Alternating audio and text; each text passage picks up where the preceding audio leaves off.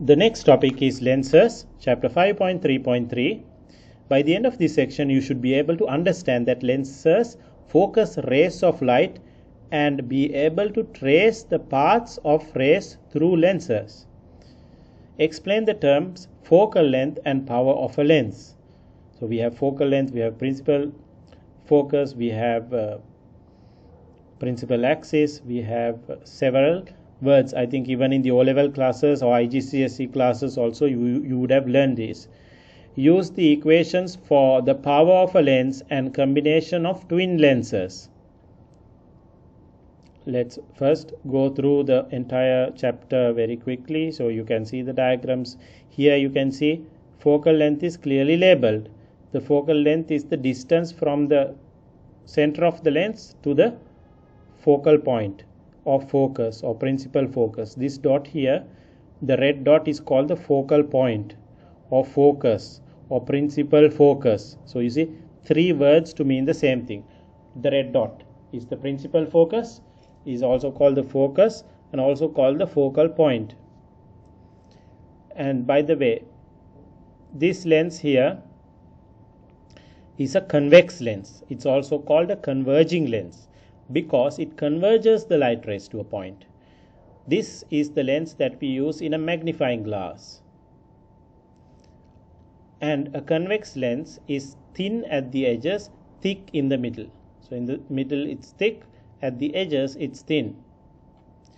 Then we have the converging lens, also called the concave lens. You see it's caving inside. It's like a cave here. That's why this is called the concave lens. It is also called the diverging lens. This is the converging lens. This is the diverging lens. Why? Because it diverges the light rays. Then we have power of lens. Power of lens is given by this equation. We will see the details afterwards. Investigating the power of lenses. There are some questions and you can see the definitions. These key definitions are very important. In the exam paper they may even ask you to write it down. So memorize them with understanding, because then you can write every single word. Whereas if you try to write it in your own words, you might miss certain keywords, and then if you miss those keywords, you wouldn't get the full marks for the definitions. Key definitions. Convex lenses converge parallel rays to a focus at the focal length from the lens. See, converges the light rays to a focus which is at a focal length from the lens. So if this is the central line of the lens, the distance from that central line or even the center of the lens to the principal focus or focal point, also called the focus, that distance is the focal length.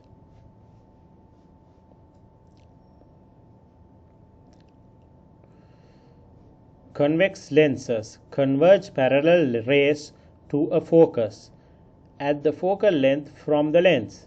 Concave lenses diverge parallel rays to appear to have come from a virtual focus at the focal length back from the lens. So again you have the focal length, but here we are projecting the rays backwards. Then now once we do that, we have to draw the lines as dashed lines.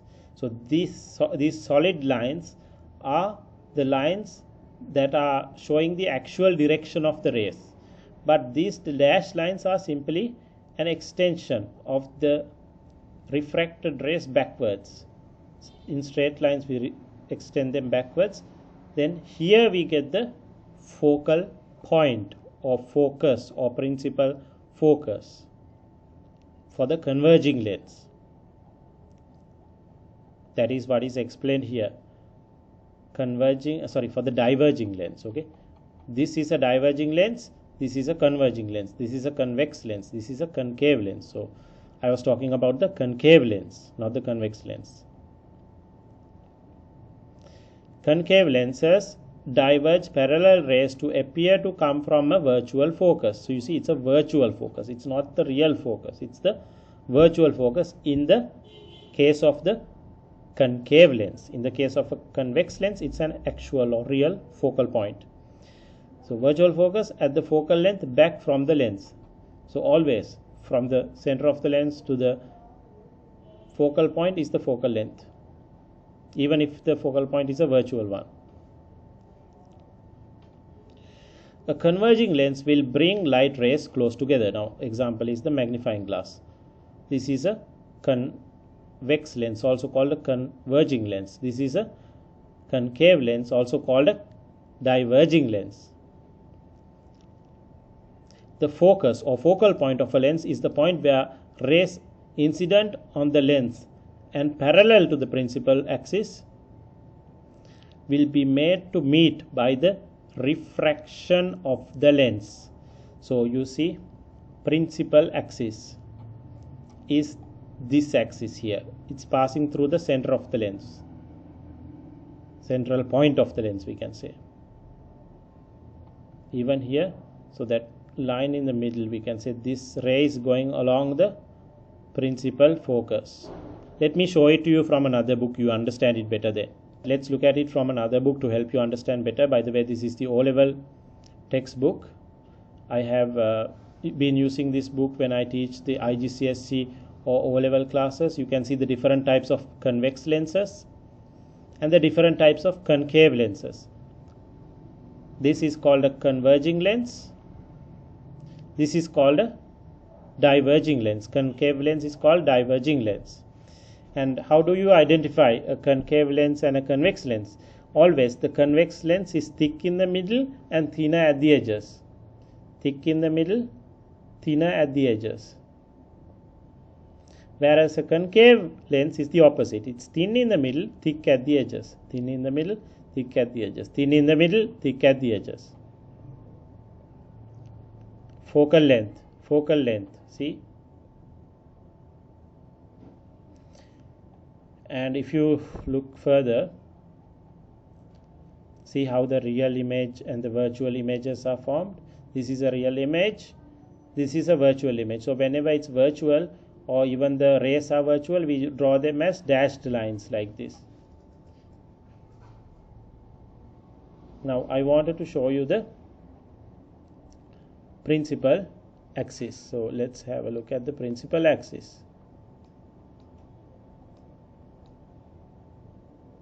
Yes, you see here the line that is passing through the center of the lens, the dashed line. This is called the principal axis.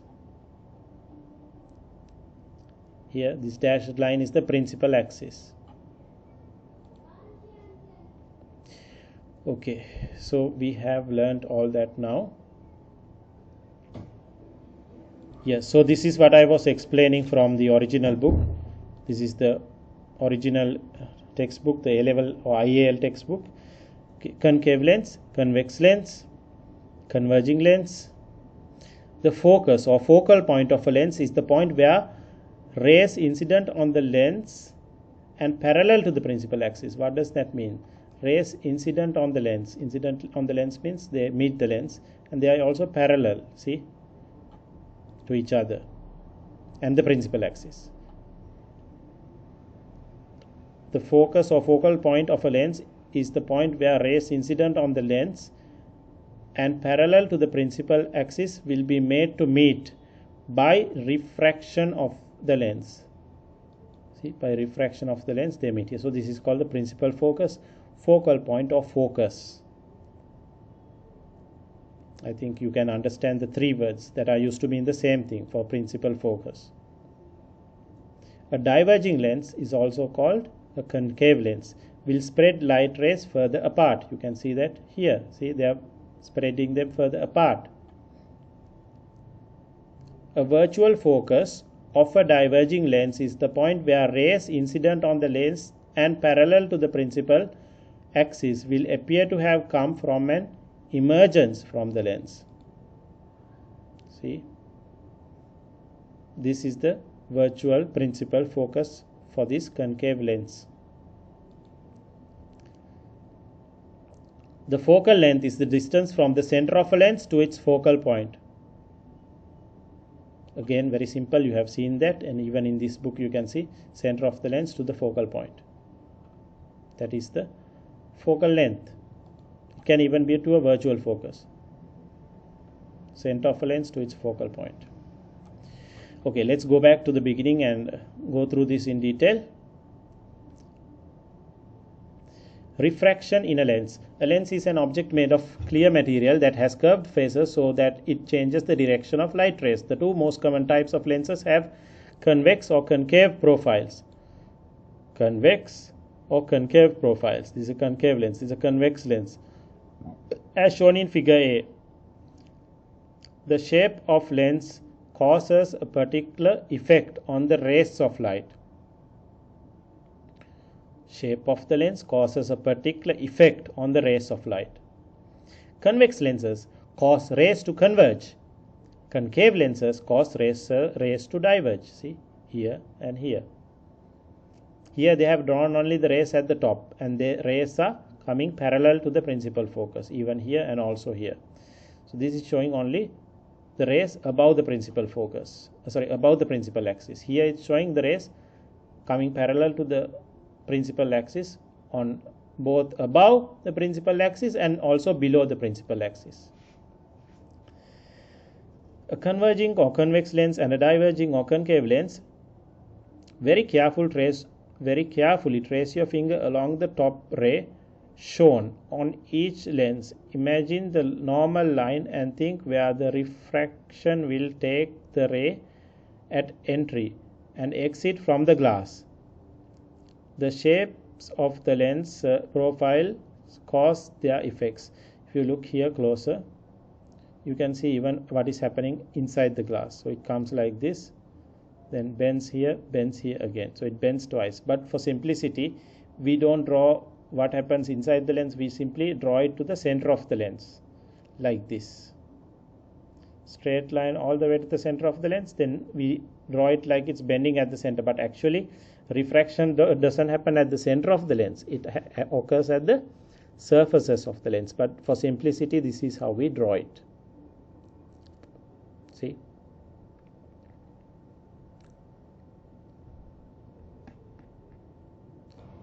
Rays of light from a distant object will arrive at the lens parallel to each other. That is what we have here, parallel to each other. Even here it's shown. A converging lens will bring these rays together at a point called the focus or focal point. A diverging lens will spread these rays apart so they will not meet at a point.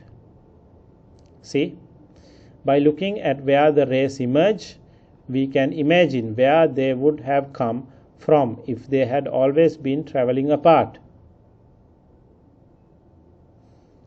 Backtracing the rays shows that they appear to have all come from a focal point. So you see here. In this case, it is referred to as a virtual focus because it's not the real focus, it's a virtual focus. Here you have a real focal point. In each case, the distance from the lens to the focal point is called the focal length. Focal length, distance from the center of the lens to the focal point. So I think you understand both diagrams now. The rays of light appear to come from the focus here. Here the rays of light converge at the focus. Converging lenses focus light at focal point. Diverging lenses have a virtual focus. As a diverging lens produces virtual focus on the same side of the lens, the rays came from the focal length is considered as a negative value. So this is negative value. For those lenses that are manufactured symmetrically, in order to produce the focus effect, the light could be shown either way through them and suffer the same effects. This means so either you will send light from the left or the right, it's symmetric. So you can see this from the other side, let's say. So I am seeing it from this side, another person can be on the other side of this lens and facing me. So then you will see it's to his it will be to the left. For me it's to the right, for you it's to the right for this diagram. But if somebody was sitting across the table, facing you, looking at this lens, then it is to his left. So it's the same thing even if you send light to the left this way.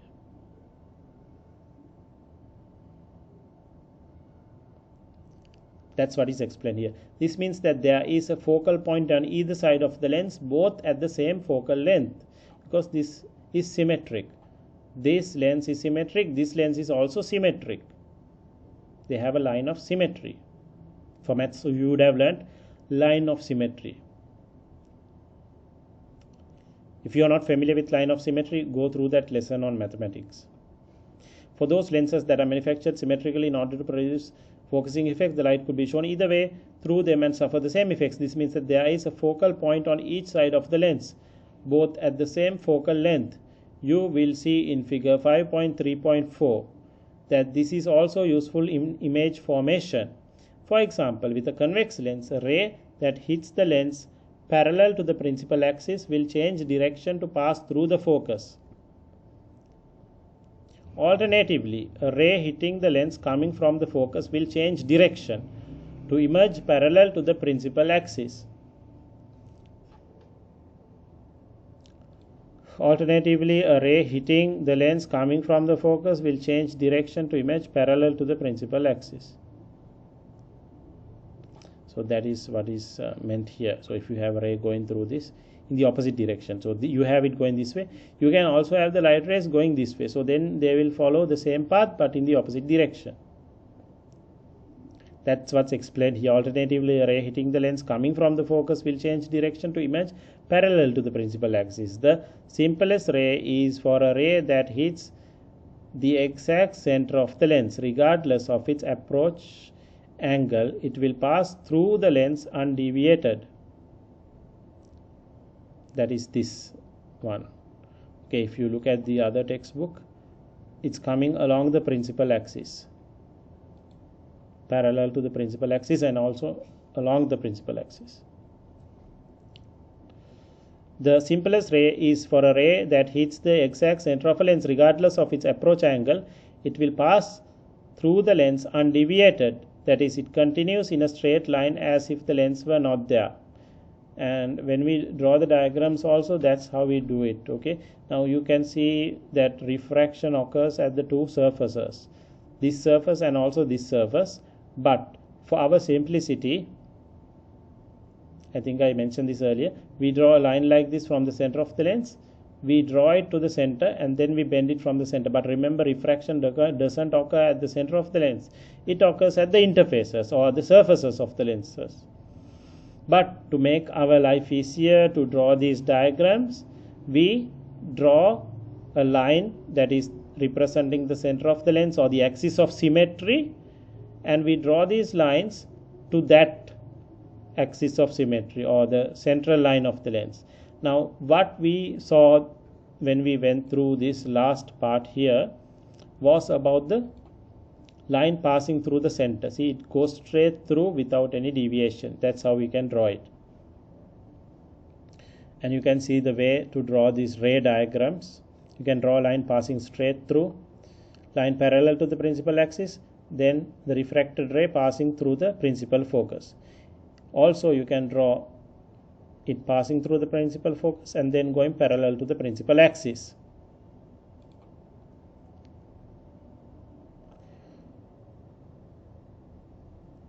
Regardless of its approach, it will pass through the lens undeviated. That is, when it passes through the exact center of the lens. Continues in a straight line as if the lens were not there. Okay, let's go through this part now. Power of a lens. Another topic under lenses, power of a lens. The distance from a lens to its focus is a measure of the strength of a lens. More powerful lenses bring the light rays together in a short distance. They have a shorter focal length. So shorter the focal length of a particular lens, the more powerful that lens is.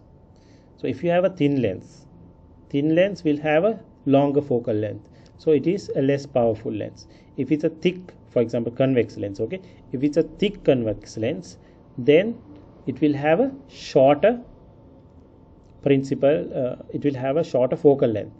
Therefore, that is why it will be a more powerful lens. The distance from a lens to its focus is a measure of the strength of a more powerful lenses bring the light rays closer together in a shorter distance. They have a shorter focal length. The power can be calculated if we know the focal length.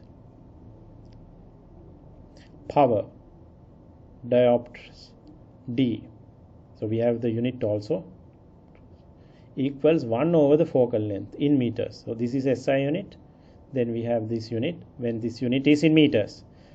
P equals 1 over the focal length F, simple F. As a diverging lens has a negative focal length, its power will be rounded as a negative value. Okay, so it's very simple. Let's go through an example to help you understand this better. You can use this for diverging lens, converging lens. All you need is the focal length. A lens for a telescope has a focal length of 46 centimeters. What is its power? Power equals 1 over F. This equation. Power equals 1 over the focal length.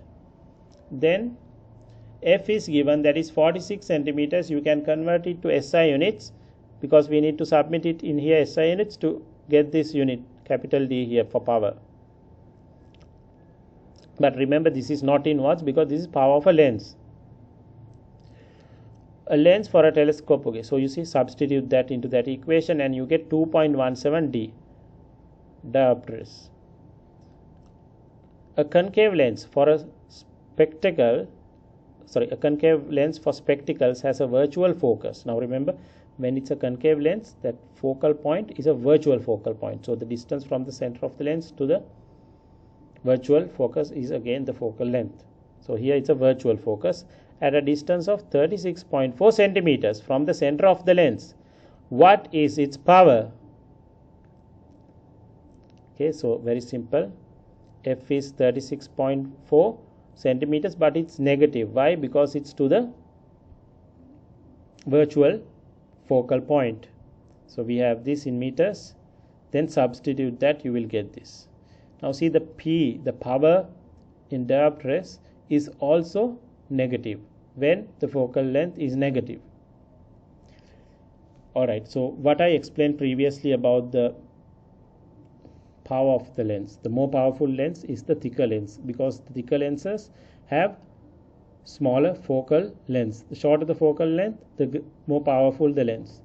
So here this is the most powerful because it has the shortest focal length. Focal length is distance from the center of the lens to the focal point. We can use simple F for focal length.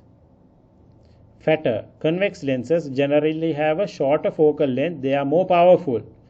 If twin lenses are placed one after the other in combination, see, twin lenses, the overall power of the combination is equal to the sum of the individual powers of the lenses. So very simple. Remember, you would have learnt about adding resistors in resistances of resistors connected in parallel. So we added them, right, to get the total resistance.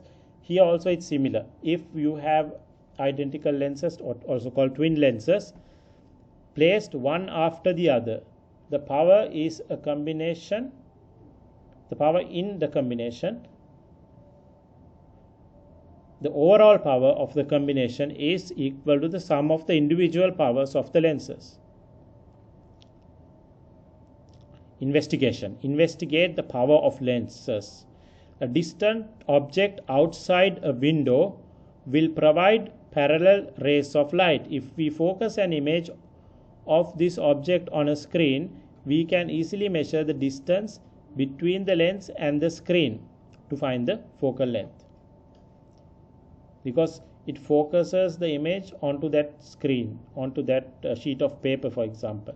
So the distance from the lens to where you get a clear image on a screen, that will give you a sharp image, a clear image, that will give you the focal length, the distance from the center of the lens to that. The window test provides a quick and easy method to measure the focal length of a converging lens. By carefully recording the focal length f of the lens, we can calculate its power. So that's the end of this lesson. Make sure you answer these questions and check the answers for all these works. I have included everything in the complete Edexcel IAS Physics course. So go through that, do all these questions, check the answers, then you have to answer the questions from the revision guide, and then you can start the tutorials, and finally the past exam papers. This is the procedure or the steps we follow. First we learn the theory, then we answer the questions in the textbook which are based on that theory. Then we can also do the end of chapter questions after we complete the particular chapter. Then we do the questions from the revision guide. Check always after you do the questions, check your answers so you know that you did it correctly from the revision guide. Then you can start going through the tutorials, doing the tutorials, and once you finish all that, you can do the past paper questions. So then you are at a good standard where you can answer the past paper questions. The complete course for Edexcel IAS as well as IAL is available to purchase on my website. You can see the links in the video description or on my channel to my website, and you can also see the entire list of courses there. We have IGCSE Physics, IGCSE Mathematics, O-level Mathematics for both the Cambridge and the Edexcel syllabuses. Then we have A-level subjects, Edexcel A-level, Cambridge A-level, Edexcel IAL, IAS and IAL. This course is available online. It includes video lessons, theory videos. This is also an example of a theory lesson that I am doing to a student in another part of the world. It's being recorded while I conduct this class live. So I am recording this and uploading it so that students from all over the world can benefit from this lesson. So if you want a class, we can also do that. We can record your lesson and upload it online so that other students can also benefit from it, like the way you are benefiting by watching this video. And the complete course includes video lessons, notes, tutorials, video explanations for all of them. Then there are solved past exam papers with explanation to each question in detail, so that you will have a very good understanding of the topic. There are so many students who have bought these courses and done extremely well in their exams. I can also include some live one-on-one sessions with this course. So once you purchase it, you can also see my contact information. Even if you don't want to purchase the complete course, if you want only live one-on-one sessions, that also can be arranged. You can see my contact information in the video description. You can reach me via Instagram, Facebook, WhatsApp, all types of social media. And I hope to see you all soon in a live one-on-one class. I hope you all will buy my courses, in which I can include the live one-on-one sessions complimentary with the course fee that you pay to buy it. And I also hope to see you all soon in the next video. Next, we will go through image formation.